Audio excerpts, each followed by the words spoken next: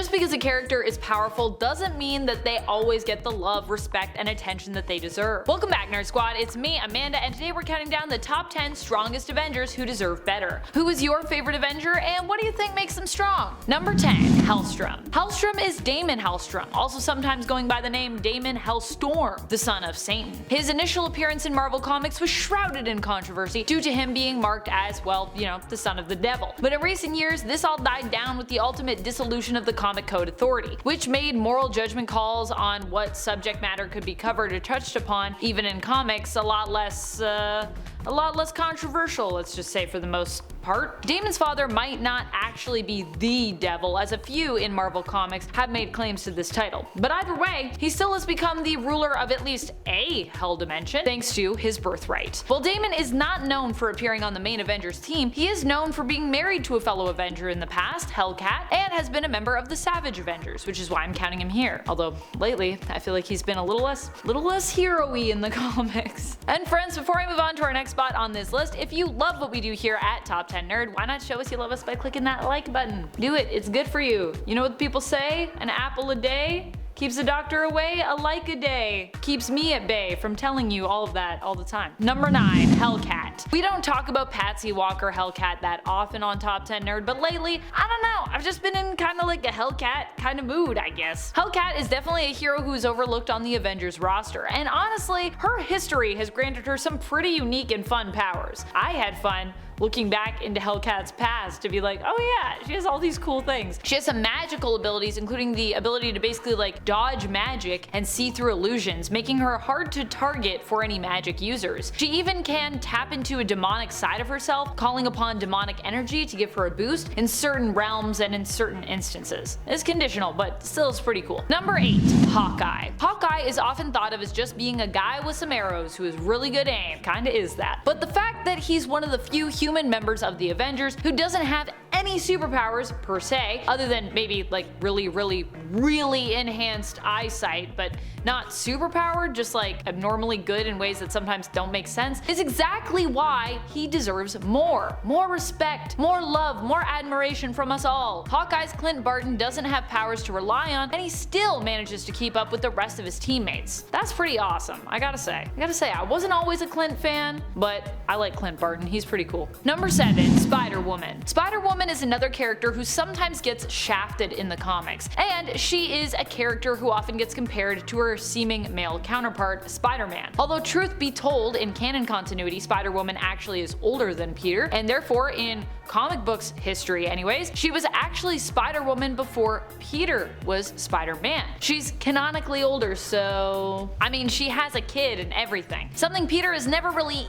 even been allowed to do permanently as a character, settle down, have kids, and grow up, all that good stuff. Although I would say that the fun of Jessica Drew is that she might be adulting really hard, but she never really fully grows up. She's always fun, sassy, and still figuring out so much of her life as she goes through it. To me, she's always been not only fun and badass, but also a relatable character, which is why I feel like she deserves to be featured more and get more respect from Marvel writers and fans alike, hence why she's on this list. Number 6. Black Knight. Honestly, probably one of the most underappreciated heroes we have as leader of the Avengers is the Black Knight. That's right, he was a leader of the Avengers, everyone. The Black Knight is a character who feels like lately he has faded into obscurity somewhat. I thought maybe with Kit Harington, made famous for his role as reluctant hero Jon Snow in the series Game of Thrones, playing Dane Whitman in the Eternals movie, we might actually see a resurgence of this character in the comics, and I was hyped for that, bolstered by his MCU appearance. However, while Dane's role as the Black Knight was teased at the end of the film with the appearance of his ancestral cursed sword, the Ebony Blade, we have yet to hear anything about the development of his announced series, and even Harington himself says he's basically in the dark on what Marvel's plans might be involving this character. So it seems like we might have to wait a bit longer for Black Knight to get the respect he so deserves from modern day fans, but hopefully that's coming at some point soon. Like, come on, Marvel, give me the Black Knight series, give me something, I want it. I feel like it could be cool and it would be very different. Number 5. Vision. Vision hasn't really had a major focus on him in some time. I love that he agreed to join up with Carol's Avengers, and as such is getting more time on the Avengers team in the present day, where he can once more be in the spotlight. But I do feel like there was a little period in there where Vision wasn't really doing doing much of anything. Vision might seem like a boring character devoid of personality because he's an android, but I would argue that at times he is maybe more human than the rest of his teammates. There are moments in the comics where for me, he reminds me of another android that I know and love, Data from Star Trek. Often it is his humanity that seems to motivate him, and also seems to be something that Viz struggles with as well, both in realizing its existence within himself and in accepting that human part of himself. Like, I mean, you gotta realize it before you can accept it, but even when I feel like he's kinda like, oh, maybe that's what's going on, I feel like he's not willing to fully embrace his humanity. I know he's an android, but sometimes he's just some really human stuff, guys. Number 4, She-Hulk. She-Hulk recently just had her own solo series, which as far as I've read thus far is amazing, by the way. I haven't finished it yet, but yeah. That series unfortunately just ended, and honestly it bums me out. She-Hulk is Jennifer Walters, who contrary to some very loud opinions, is not just a gender-swapped version of the Hulk. She is her own character in her own right, being Bruce Banner's cousin, who he came to shortly after his transformation into the Hulk, kinda seeking some help from Jen. However, during his visit, Jen was attacked by criminals who were worried that she, as a lawyer, was going to take down their boss. A very real threat, since Jen is actually a pretty great criminal lawyer, or was so at the time anyways. Now she's more into superhero lawyering, but still. After this attack on her life and Bruce being forced into giving her an emergency blood transfusion to save it, Jen Walters was forever changed into the sometimes monster, mostly hero,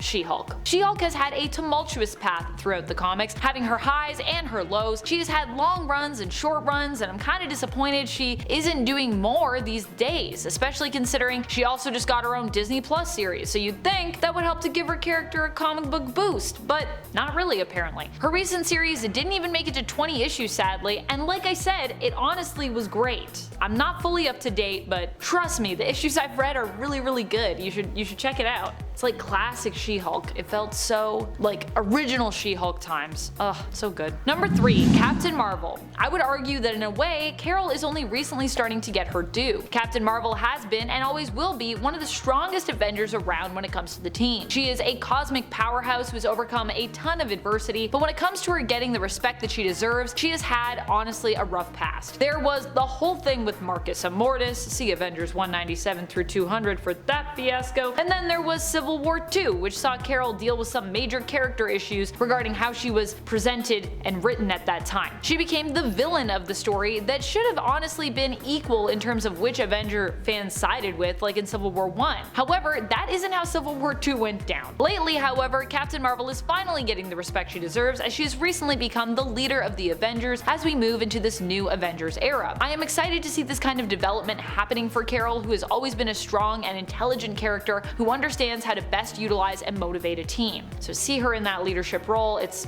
perfect for me. Number 2, Blue Marvel. Blue Marvel has barely made any appearances recently in the comics, despite being one of the greatest powerhouses that we've ever seen. It's downright rude if you ask me. If I'm missing something amazing that happened with him lately as well, let me know, but I don't think he's really even been around since the end of the Defenders Beyond series. Before that, he appeared in Doctor Doom series, I believe, but my question is, when are we getting a Blue Marvel series? Huh? Marvel? Give us that Blue Marvel series right now, I want to read it. While Blue Marvel has not been a member of the main Avengers roster, which honestly also seems insane to me, he has been a member of the Mighty Avengers, which is why I'm including him on this list. And also because, come on, Marvel, give us a solo series, do it.